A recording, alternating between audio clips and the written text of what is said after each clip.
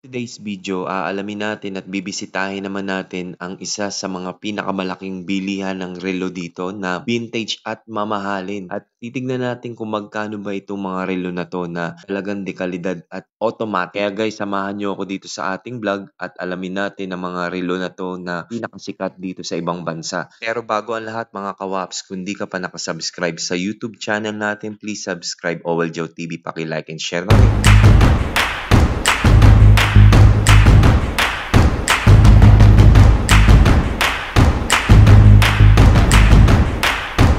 So yun na nga mga kawaps, nandito tayo ngayon sa bilihan ng mga mahaling relo na talaga namang mapapawaw ka sa sobrang mahal nitong mga relo na to. At kagaya nitong Marcato na tatak na ito na nagkakalaga na 985 Qatari Riyals. Bukod sa mga relo na yan, meron din silang panlalaki at pambabae rito na relo na talaga namang nakakamanga yung mga presyo. Katulad nitong relo na to na nagkakalaga ng 875 Qatari Riyals. Bukod sa mga yan, meron din silang mga pambabae rito na binibenta na relo na kakaiba rin yung mga disenyo niya, talaga namang pangmalakasan katulad nito.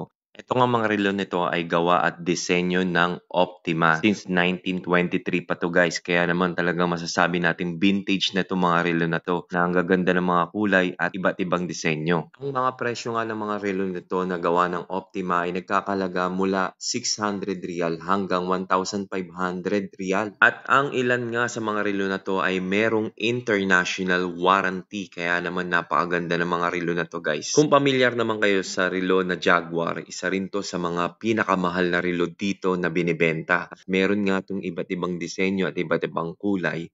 At ang relo na to ay Swiss made at napakaganda nito guys dahil ito ay fully automatic siya guys. Kaya naman napakamahal nitong relo na to na Jaguar. Ang mga presyo naman ng relo na to na Jaguar ay nagkakalaga mula 1,500 Riyals hanggang 3,000 Qatari Riyals. Grabe, mapapasana all ka na lang na halos magkakahalaga na ng isang motorsiklo itong mga relo na to. Ito naman susunod na mga relo na titingnan natin. Isa rin sa mga kilalang relo to sa mundo, itong Citizen, at meron din tong iba't ibang disenyo at design. At yung iba rito ay automatic din. Ang mga shop na relo na to ay located nga dito sa may Royal Plaza, Al Sadd, Doha, Qatar. At bukas nga sila dito mula alas 10 ng umaga hanggang alas 11 ng gabi. At dito nga mabibili ang mga sikat at vintage na relo. Ito pa ang isa sa mga vintage at sikat na relo, itong jovial na relo nila na nagkakalaga din ng mula 1,500 Qatari Riyals hanggang 1,000 Qatari Riyals. And guys, yung mga pambabae nilang relo na mapagpipilian nyo, nagawa ng jovial guys. Siyempre mga kawaps, pagdating sa relo, hindi rin pahuhuli itong vintage na relo na to na gawa ng West End Watch.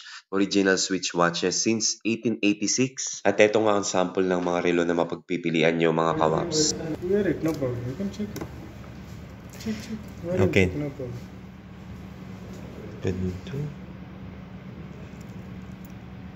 This one is made by Swiss. It costs like 4,670.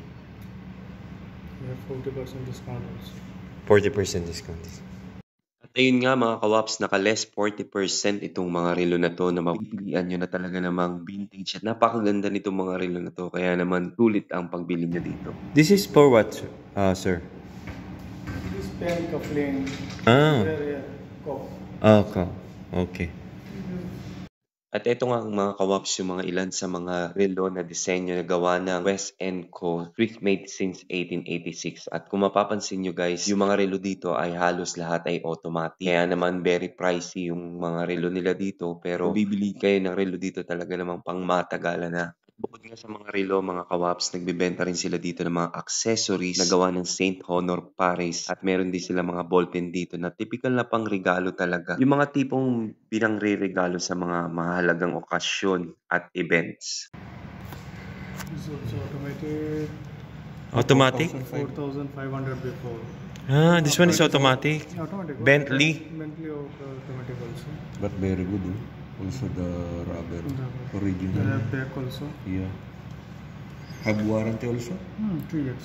2 years. 2 years warranty. International. International warranty. International? Hmm.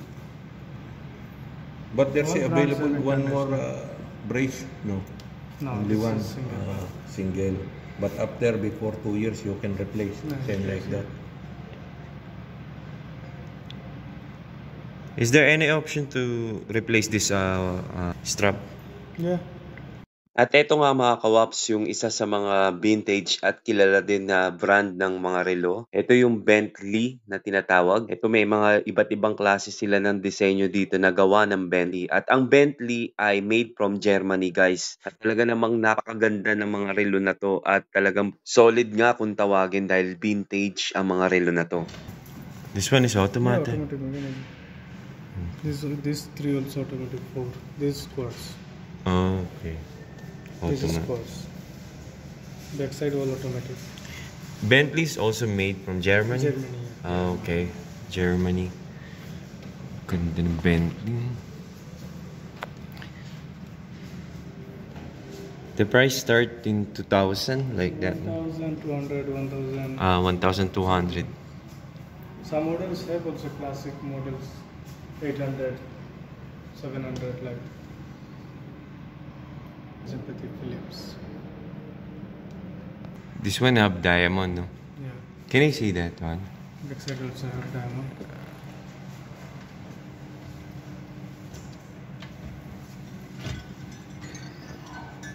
Ayan, binuksan na sa atin itong relo na Bentley. Full diamond. This one is full diamond. It's real diamond, genuine. Sana all. Have certificate also. Ayan guys, may mga diamond siya sa gilid. 6, 7, 0.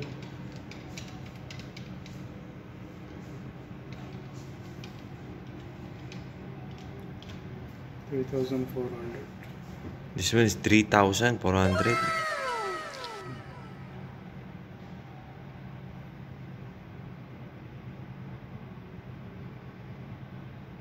It's automatics also. Yeah, automatic.